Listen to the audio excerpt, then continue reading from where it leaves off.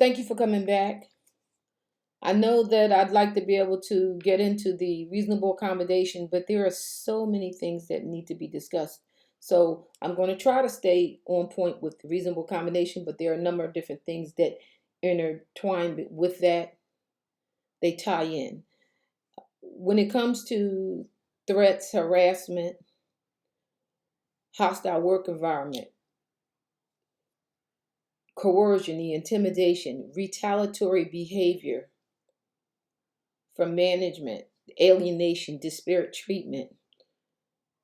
There's a number of things that happen. One, a lot of those different actions by management can create that hostile work environment and maybe grounds for you to request reasonable accommodation. Okay, so now there'll be a link for you to take a look at the reasonable accommodation, what everything is, what the guidelines are for it. So just know that you can request reasonable accommodation verbally. Now, your managers may choose to ask you to put something in writing, but when you first ask for it, that is counted. That is official. Under ADA, that was enough. Okay, that's enough to start the ball rolling. And they can't just turn around and say no. There's guidelines for denying it that they have to follow. They have to let you know you have this option, that option, and what are different other things. They have to document in order to give to you, to provide you the necessary options for administrative remedies. Now, for me, reasonable accommodations based on the things that were going on in my situation, the request came at a minimum 6 times over 6 months, 7 months, maybe more. Every single request was denied.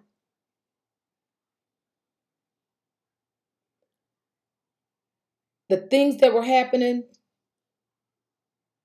resulted in me being in the ER more often than I've ever been in my life. Okay? Now, every single time they denied, no explanation. They didn't follow the guidelines to tell me why and give me any instruction on administrative options. Finding out now, researching is what I found out. Now, at the same time, as I mentioned before, you have to have a strong union that is strong for the people it's supposed to represent. I did not have that. I had more knowledge about union practice than the people that were running it. But you don't be arrogant and step on people's toes. You try to say, hey, we should look at this, or things like that. There's a way to speak. So there was a meeting between myself, management, and some of the union folks that were there. It's a couple. But anyway, the end result, I know I was leaving that meeting in a bad way, but I had no idea that at some point I passed out. I fainted, lost consciousness. It wasn't until I read one of the union officials' report as to why she had to call an ambulance, and the ambulatory services had to come to treat me, to come see about me. And at the same time, some of those same defendants were there. They knew what was happening. They were at the meeting. Now, again, with all the things that were compounding, they still saw no grounds for possible reasonable accommodation. Okay, they just said no, no, no, no. So what could I do on my end? I did a FOIA request to find out how many reasonable combinations had ever been submitted by people of color over the age of 40, female, over a certain period of time. I believe, if I'm not mistaken, the period of investigatory question was about 4 years, 4 year span. And they said they had 4 reasonable accommodations, that they had never denied any. Now, here's the falsification of official documents. They said they had 4 reasonable accommodations that they ever got. None were ever denied. Now, they had already denied me 6 times, and that was within the window of my FOIA request concern. Additionally, I was in the office one day, one of the offices, and a female came in tears and spoke of her situation. And the problem she was having is that she was a retired vet that had some really bad experience while she was overseas, but now she was a civilian, and she had an encounter almost similar to what happened, but it was here at Shaw.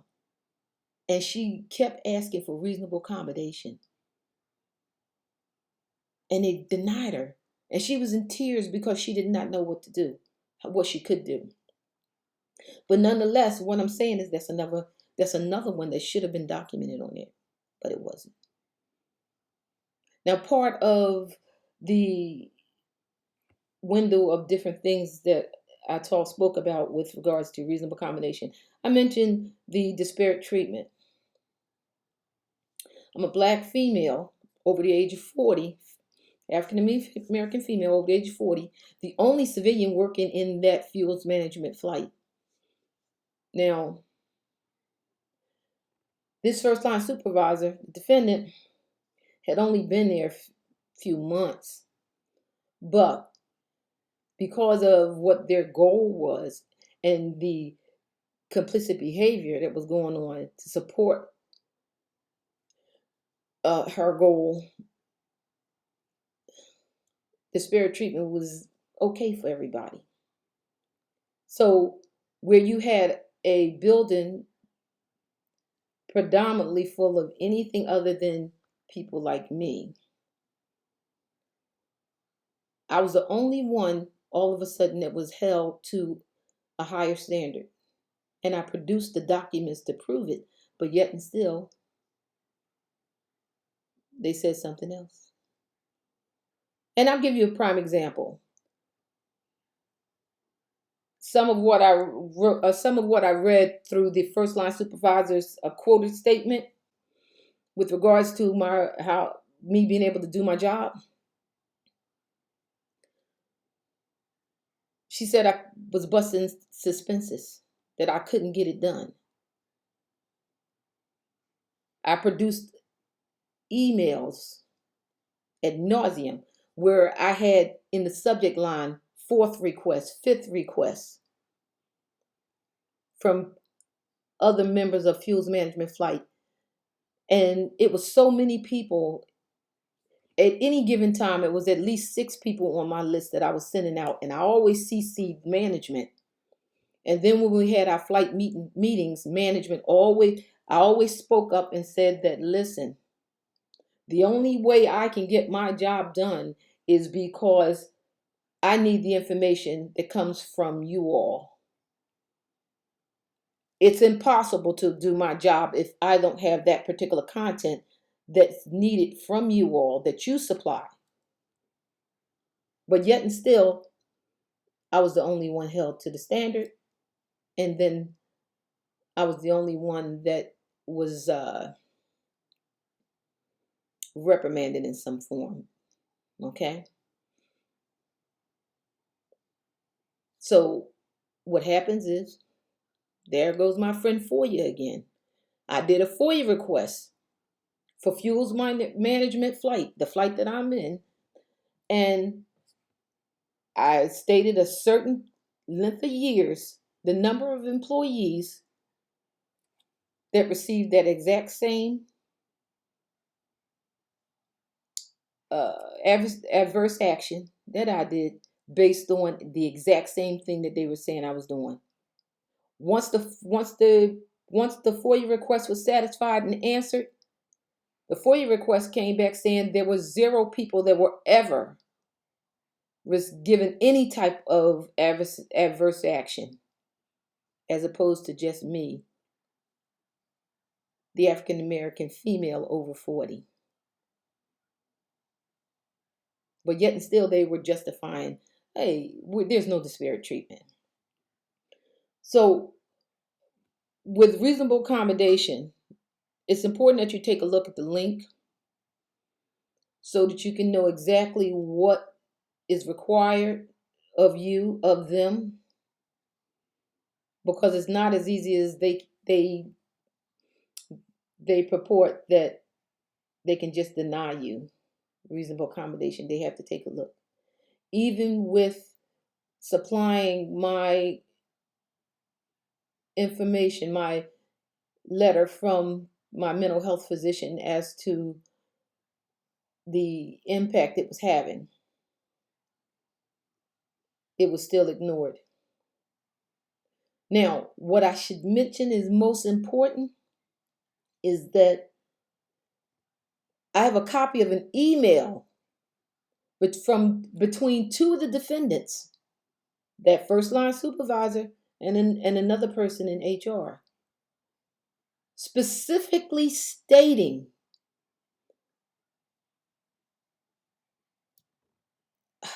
that they couldn't remove me. To move Mrs. Pemberton would not have allowed for management to be able to remove her from her position. So they had a goal. So they violated so much of my Title VII and civil rights. They denied my reasonable accommodation falsely, but they had a goal.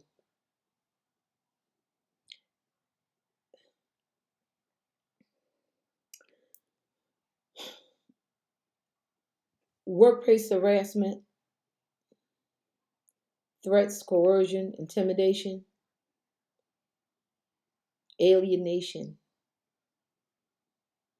all of that affects how you do your job, what your mental space is. And one of the defendants even wrote in an email where he CC'd other members of the other defendants. And he says that just because we're alienating Mrs. Pemberton doesn't mean that her mental health might be affected. So that begs questions. Now, at one particular point, one of the defendants in a meeting, we were trying to get reasonable accommodation, and he said that there was nothing available. But the problem was, reasonable accommodation guidelines say that if there's an opening and the person is qualified,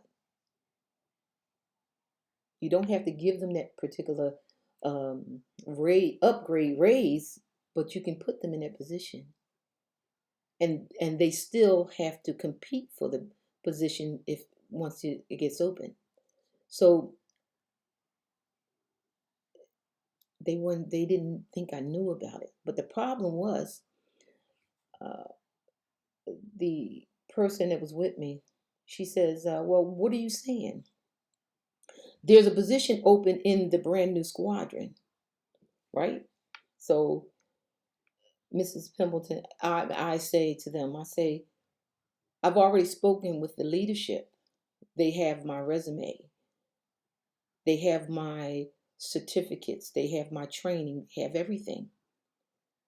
And it's been almost a year now, and you all haven't listed that job so that I can apply. The members, the leadership of that squadron did a by name request for me specifically. The only thing I had to do was wait for the job to come open so that I can apply and make the list of candidates. And you know, that HR defendant says, how do you know about that? That was the immediate response. How do you know about that? That should ring many bells that there's something else going on. So again, I don't want the videos to be too long, so I'm splitting them up. I do have to say that the thing that I'm saying again, if Shaw Air Force Base feels that there's any fallacies, no merit to the things I'm saying, I challenge you to speak publicly about it. Not in the dark, not behind closed doors. Speak publicly. I challenge you, Shaw, to speak publicly about the allegations that are being made through all these videos. Again, there's evidence to support. Now, I'll see you in the next video, and I'll continue somewhat along this line, and we'll move further. Thank you. Just one more piece I failed to mention, just food for thought. Now, the head of HR, one of the defendants, while I was at Shaw and part of the contract negotiation team, in a meeting, he mentioned the fact that he would be getting his first degree. So trying in an attempt to congratulate him, because I thought he was speaking of an additional master's or something beyond the additional PhD. He corrected me to say no, it's his first bachelor's degree. But he's the head of HR. Think about it.